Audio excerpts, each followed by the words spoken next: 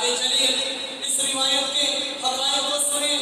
جب نبی علیہ السلام کی آمد ہوتی اس بدری اور محمد رسول اللہ صلی اللہ علیہ وسلم کے بیچ کی جو دوری تقریباً 2500 سال کی دوریاں ہیں.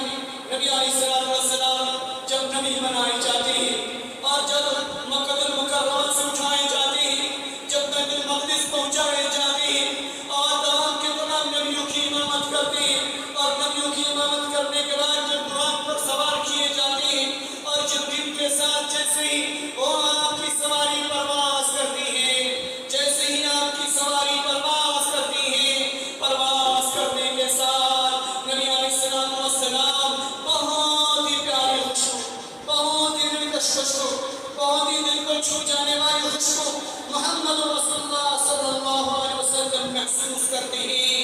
وہ خوشبو کا نقشہ، اس خوشبو کا نقشہ ابن حبان نے اپنی کتاب کے اندر نقل کیا ہے. اور ابن عباس رضی اللہ عنہ قال رسول اللہ صلی اللہ علیہ وسلم لما كان بالليل الذي أسرى فيه عادت علي الراحلات الطيبة.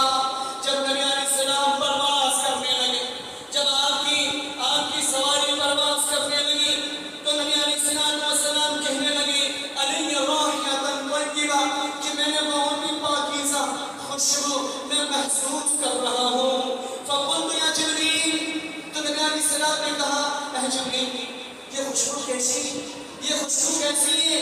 ما هذه الراحلة الطیبہ، یہ کیسے خوشبو ہے؟ میرے کلیجے کو مسحور کر رہی ہے، میرے دل کو بہت ہی بھا رہی ہے، یہ کیسے خوشبو ہے؟ فقال هذه الراحلة، تو حضرت جبریل علیہ السلام نے کہا یہ فرعون کی اس نیک باندی، اللہ کی وہ نیک بندی جو فرعون کی باندی تھی، فرعون کے گھروں کی کام کاج کیا کرتی تھی، اس کے بچوں کے ساتھ ہمدردی کیا کرتی تھی، جس کا نام ماشطہ تھا. اس کی اس نام لانے کی وجہ سے فرعون نے اس کے بچوں کو اس کے نسلوں کے سامنے کھولتے ہوئے تیل میں ڈالا.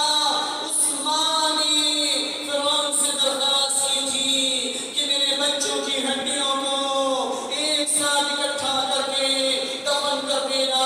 فرعون نے اس اپنی باندی کی بات مانی اور اس نے اس ہڈی کو دفن کیا. اللہ رب العالمین تمام سمائی دنیا کو چیرتے ہوئے اللہ رب العالمین اس نیک بندی کی اسلام کو قبول کرنے کی وجہ سے اللہ رب العالمین اس کی اور اس کے بچوں کی ہڈیوں سے ایسے خوشبو اللہ رب العالمین